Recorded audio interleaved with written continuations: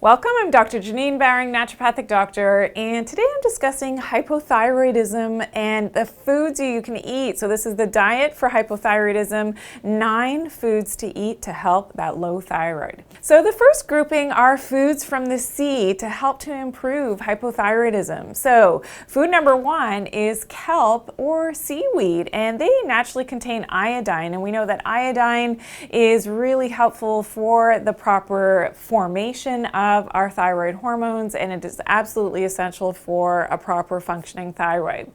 Food number 2 is oysters. So oysters are so plentiful in terms of the essential nutrients that we need for our thyroid. So not only do they contain the iodine, but they also have natural seawater, so especially when you're eating them raw, and also zinc, which is really important for our thyroid function as well. Food number 3 is seafood in general, because seafood does contain something called DHA, which is docosahexaenoic acid. It's that omega-3 fatty acid that our bodies do not produce as humans, yet we tend to be very deficient in. And this is really important for the electrical signaling in our cells to be able to convert sunlight energy into that active energy potentials in our cellular function. So really important that we eat enough seafood and that DHA. Now, if you're not a seafood person, I have some vegetarian tips that are coming up in terms of foods at the end of this video, so make sure you're staying tuned. But some people also need to go to a supplement for DHA if you don't like to consume seafood. Now, the next grouping of foods for low thyroid or hypothyroidism are the non-vegetarian sources to help with that underfunctioning thyroid.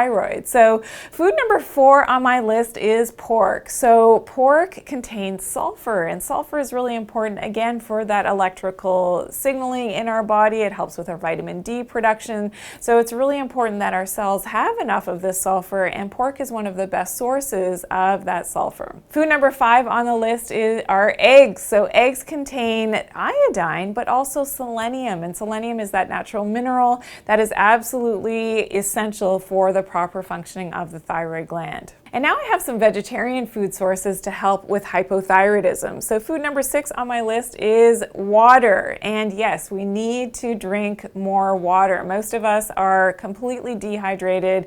Having a good quality, fluoride-free, ideally a spring water that comes from the mountains is ideal. Of course, that doesn't have other toxicity in the water itself, and this helps to activate our cells to be able to, again, to use that sunlight energy and turn it into that in our internal batteries function of our cells. So that's really important. Make sure that you stay hydrated.